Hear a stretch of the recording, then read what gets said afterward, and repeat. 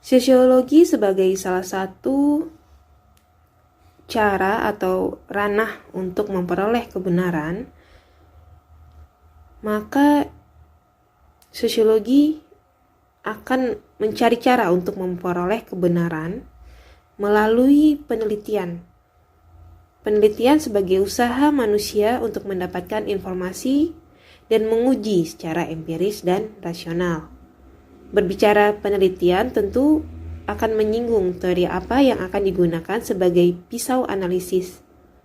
Jadi teori berguna untuk membedah suatu masalah sosial dan fenomena sosial yang sedang diteliti. Nah, sebelum saya menjawab pertanyaan apa itu teori konflik, mungkin ada baiknya Anda untuk memahami apa itu paradigma, karena paradigma sangat berkaitan erat untuk memetakan suatu teori. Jadi paradigma ini pertama kali dikenalkan oleh Thomas Kuhn. Dia memiliki karya yang berjudul The Structure of Scientific Revolution. Nah, Kuhn ini latar belakangnya dia bukan seorang social science tetapi eksak, ya. Dia adalah seorang ahli ilmu alam. Nah, jadi Kuhn membuat konsep paradigma sebagai upaya untuk menawarkan cara yang bermanfaat kepada sosiolog dalam mempelajari ilmu mereka. Jadi sebelum ilmu pengetahuan terang benderang dan sangat mudah untuk kita akses hingga hari ini, sebelumnya masih banyak pandangan-pandangan para tokoh-tokoh pada masa lampau terhadap mitos. Jadi ini yang harus dihilangkan. Jadi inti tesis Kuhn bahwa perkembangan ilmu pengetahuan itu bukanlah terjadi secara kumulatif tetapi revolusi. Jadi banyak peranan perkembangan ilmu pengetahuan yang menjadi sangat penting dalam ilmu pengetahuan itu, bagaimana dia bisa terjadi sebagai akibat dari revolusi. Nah, misalnya seperti ini, bisa Anda perhatikan ya. Ini adalah kolom yang menunjukkan perkembangan dari paradigma. Jadi ada paradigma pertama. Ini adalah paradigma yang dihasilkan oleh para tokoh-tokoh. Hasil pemikirannya semua berada pada kelompok paradigma pertama. Lalu ada normal science, anomalis, krisis, terjadinya revolusi, maka lahirnya paradigma kedua. Nah, normal science. Jadi normal science di sini adalah masa atau periode terjadi akumulasi ilmu pengetahuan di mana pada saat itu para ilmuwan bekerja dan mengembangkan paradigma yang sedang berpengaruh. Namun, banyak para ilmuwan yang tidak dapat mengelakkan pertentangan dan penyimpangan-penyimpangan yang terjadi, maka timbullah anomali. Nah, karena tidak sanggup atau tidak mampu atau tidak ada keadaan yang membuat mereka untuk tetap kukuh pada satu ilmu pengetahuan atau berpendirian terhadap hasil pengetahuan, maka timbullah krisis. Bila krisis sudah sedemikian serius, maka terjadi revolusi. Maka paradigma satu tadi akan terpecah belah menjadi paradigma baru yang bermunculan sebagai upaya atau hasil penyelesaian persoalan yang dihadapi oleh paradigma sebelumnya. Maka dalam periode revolusi itu terjadi suatu perubahan besar dalam ilmu pengetahuan. Nah, sejauh ini paham ya? Maka tidak heran bahwa ilmu pengetahuan itu dia sifatnya akan terus diperbarui jika teori-teori yang ditawarkan tidak dapat memenuhi atau menyelesaikan suatu permasalahan yang timbul. Nah, paradigma yang lama atau paradigma 1 itu akan berpengaruh dan maksudnya akan mulai menurun pengaruhnya, kemudian digantikan oleh paradigma baru yang lebih dominan. Lalu kemudian apa itu paradigma? Jadi paradigma itu merupakan suatu pandangan yang mendasar dari suatu disiplin ilmu tentang apa yang menjadi pokok persoalan atau subject matter yang semestinya dipelajari. Jadi paradigma ini bisa dikatakan seperti induk sebelum teori itu menjadi terpecah belah atau terbagi-bagi, terkotak-kotak.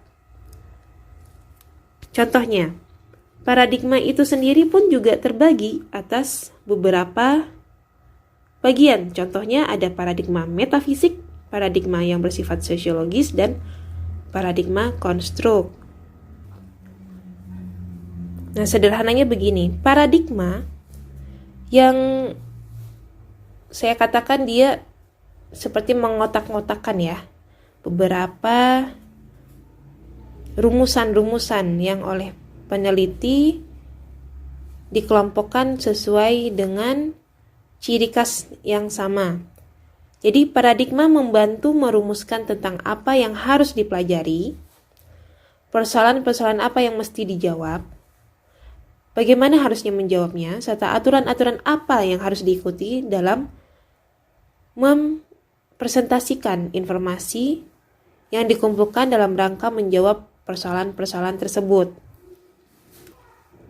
Nah, kemudian mari kita sederhanakan kembali pembahasan ini mengenai paradigma. Dalam sosiologi ada 3 paradigma besar yang telah dikotak-kotakan atau dikelompokkan berdasarkan unit analisisnya yang berbeda. 3 paradigma besar itu adalah paradigma fakta sosial, kemudian ada paradigma definisi sosial, dan paradigma perilaku sosial. Paradigma fakta sosial itu terdiri dari beberapa teori. Teori-teori yang selaras dengan pengelompokan dari paradigma fakta sosial. Apa saja teorinya itu? Ada teori struktural fungsional, ada teori konflik, dan ada teori sistem.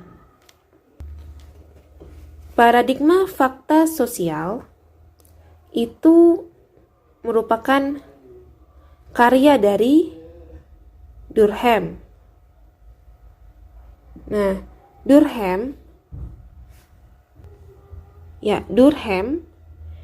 itu berusaha untuk menguji teori-teori yang dihasilkan dari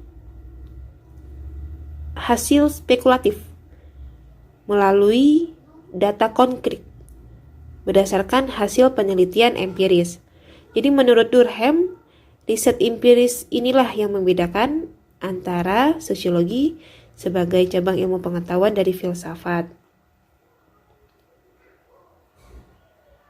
Maka sosiologi tidak akan lebih dari cabang filsafat.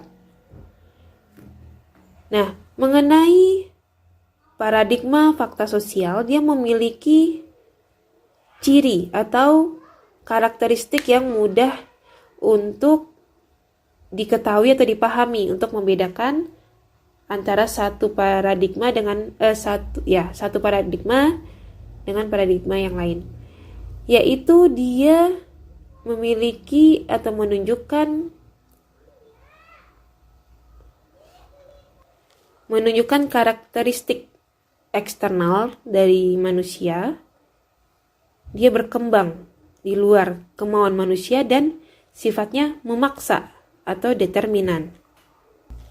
Kemudian menurut Durkheim, fakta sosial ini dia memiliki dua bentuk atau dua macam, yaitu bentuk material, yaitu segala sesuatu yang dapat disimak, ditangkap, atau diobservasi melalui panca indera. Misalnya bisa dilihat, bisa dirasakan, kemudian bisa dipegang ya, disentuh, kemudian juga bisa didengar dan segala macam fungsi dari panca indera itu sendiri. Jadi, fakta sosial yang berbentuk material ini adalah bagian dari external world atau dunia nyata. Contohnya adalah norma hukum. Kemudian ada juga dalam bentuk non-material, yaitu bersifat eksternal, atau lebih tepatnya dianggap nyata, tetapi dia sebenarnya bersifat intersubjektif yang muncul dalam kesadaran manusia, misalnya altruism, opini, egoisme. Nah, kembali kepada pemikiran dari Durkheim pada sejarahnya, bahwa dia memandang atau memiliki perjuangan untuk melawan ilmu psikologi yang pada saat itu dianggap sebagai ancaman eksistensi sosiologi selain filsafat. Jadi psikologi ini dia berdiri sebelum ilmu sosiologi lahir. Ketika kedua cabang itu mempunyai objek studi yang sama, ya pada saat itu sulit ya untuk memisahkan objek studi antara manusia, masyarakat dengan individu. Jadi sudah ada persaingan para tokoh ataupun ilmuwan untuk saling mengungguli. Nah, sosiologi pada saat itu mengalami posisi yang lemah. Nah, untuk survive, jadi sosiologi harus memisahkan pokok persoalannya dengan tegas dengan ilmu psikologi. Jadi harus jelas pemisahan pokok persoalan penelitian sosiologi dari ilmu psikologi dan filsafat. Jadi harus dipisahkan ilmu sosiologi dengan ilmu psikologi. Jadi harus ada perbedaan antara fakta sosialnya ilmu sosiologi dengan fakta psikologi. Apa perbedaannya? Fakta psikologi itu dia menunjukkan fenomena yang dibawa oleh manusia sejak lahir atau inherited. Dengan demikian, bukan merupakan hasil pergaulan hidup masyarakat. Sedangkan fakta sosial dalam ilmu sosiologi ini merupakan hasil pembentukan dari lingkungan masyarakat. Masyarakat atau kelompok sosial merupakan bentuk pemusatan penyelidikan terpenting dari fakta sosial. Kemudian apa saja pokok persoalan dari fakta sosial, yaitu ada struktur sosial dan ada pranata sosial.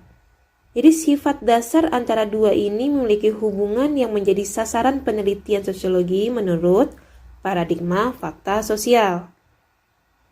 Jadi realnya kajian dari fakta sosial itu berupa kelompok, kemudian society, kemudian sistem sosial, ada posisi, ada peranan, norma-norma, keluarga, pemerintah, institusi, dan banyak macamnya. Ya, jadi kalau kita melihat dari tokoh sosiolog Peter Blau, ada dua dasar dari fakta sosial, yaitu nilai-nilai umum dan norma. Nah, sejauh ini paham ya? Kemudian kita menuju teori-teori apa saja yang dibahas atau tergabung dalam paradigma fakta sosial. Ada teori struktural fungsional, ada teori konflik, ada teori sistem. Nah, di sini saya ingin menjelaskan secara singkat teori fungsionalisme struktural. Atau ada juga yang menyebutkan teori struktural fungsionalisme. Jadi, poin dari teori fungsionalisme struktural ini, dia menekankan kepada keteraturan dan mengabaikan konflik dan perubahan-perubahan dalam masyarakat. Konsep-konsep utama dalam menjelaskan teori struktural fungsional adalah fungsi, disfungsi, fungsi laten, fungsi manifest, dan equilibrium atau keseimbangan. Nah, ini poinnya. Menurut teori struktural fungsional, bahwa masyarakat merupakan suatu sistem sosial yang terdiri atas bagian-bagian atau elemen yang saling berkaitan dan saling menyatu dalam keseimbangan. Jika terjadi perubahan pada satu bagian dalam masyarakat, maka bagian yang lain akan menguatkan. Jadi jika dalam suatu masyarakat yang membawa perubahan, maka akan terjadi perubahan secara keseluruhan pada masyarakat itu. Jika suatu struktur dalam sistem sosial bersifat fungsional, maka akan fungsional juga keseluruhannya. Sebagai contoh, dalam struktur manajemen dalam suatu perusahaan itu terdiri dari sub-sub bagian pekerjaan, bagian bidang pekerjaan. Ada manajer, ada karyawan, contohnya seperti itu. Nah, jika salah satu bagian dalam perusahaan yang tidak berfungsi, misalnya bagian bidang keuangan, maka akan terjadi ketimpangan secara keseluruhan. Perusahaan akan bekerja tidak stabil, tidak seimbang. Jadi berjalan lancar atau tidak lancarnya, berjalan baik atau tidak baik suatu sistem akan dikenal dengan konsep berfungsi atau disfungsi.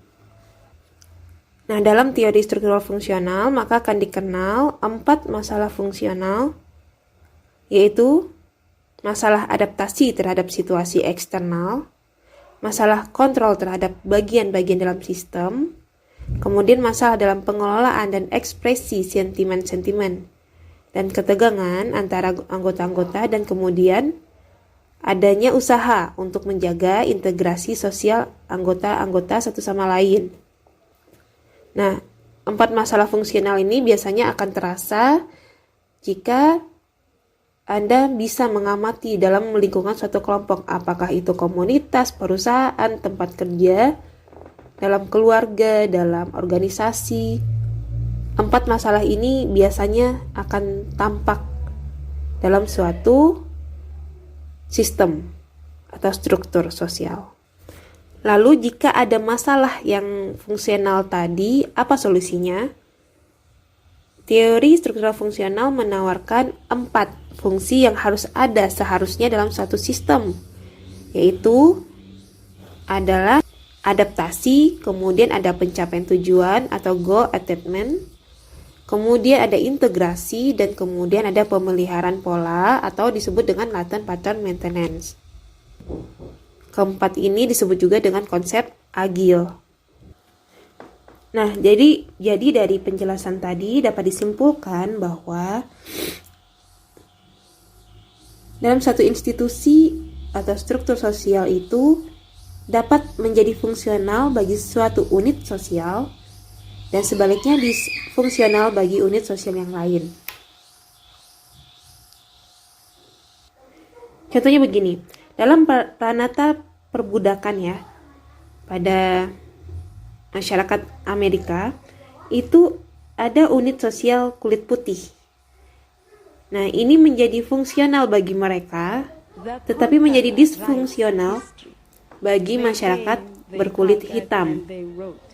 Nah, maka tadi dari contoh kasus itu dikenal dalam teori struktural fungsional ada fungsi manifest.